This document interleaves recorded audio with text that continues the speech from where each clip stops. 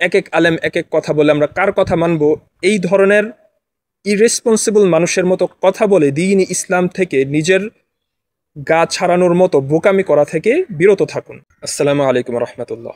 সম্মানিত দর্শক মণ্ডলী, ভাই বোন, মাঝে মাঝে কিছু কিছু মানুষকে বলতে শোনা যায় যে এক এক হুজুর এক এক কথা বলে, এক একজন এক এক ফতোয়া দেয়, আমরা কার কথা শুনব?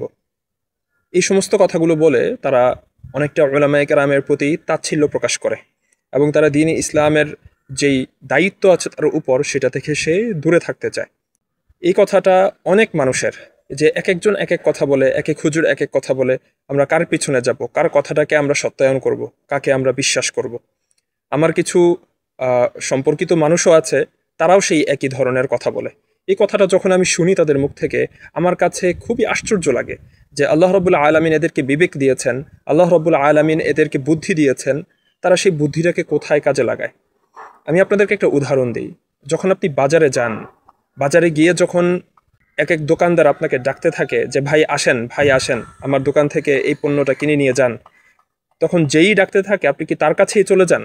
যদি যানও কারো কাছে, সর্বপ্রথম আপনি দোকান একটা চুজ করেন যে হ্যাঁ আমি এই দোকানটাতে যাব, এই দোকানের পণ্যগুলো আমার কাছে ভালো লাগছে। যখন আপনি যান, যখন সে আপনাকে পণ্যগুলো দিতে চায়, তখন সেগুলো আপনি খুব যাচাই বাছাই করে খুব সুন্দরভাবে দেখে শুনে তারপর সেগুলোকে মাপতে বলেন, তারপর ব্যাগের মধ্যে দিতে বলেন।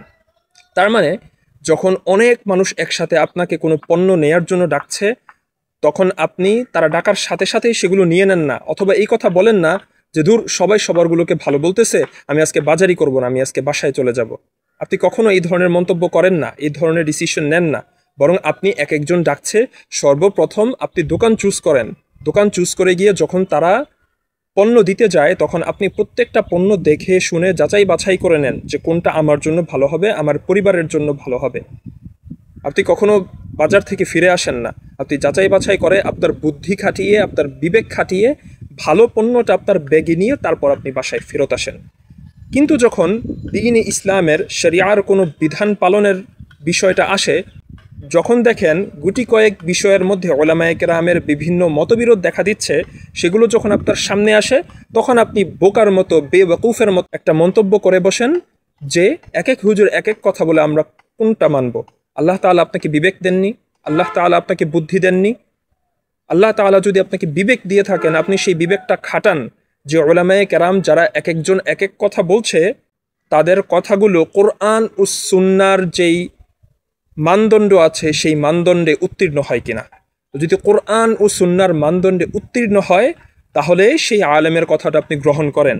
আর যদি কোরআন ও সুন্নাহর মানদণ্ডে উত্তীর্ণ না হয় বা অনেক দূরবর্তী হয় সেই আলেমের কথা, তাহলে সেটা আপনি মানা থেকে দূরে থাকেন। ঠিক আছে? এভাবে আপনি আপনার বিবেকটা কাজে লাগিয়ে উলামায়ে কেরামের বক্তব্যকে যাচাই বাছাই করতে পারেন এবং সেগুলোর উপর আমল করতে পারেন। এক এক আলেম এক এক কথা বলে আমরা কার কথা মানব, এই ধরনের ইরেসপন্সিবল মানুষের মতো কথা বলে দ্বীন ইসলাম থেকে নিজের গা ছাড়ানোর মতো বোকামি করা থেকে বিরত থাকুন।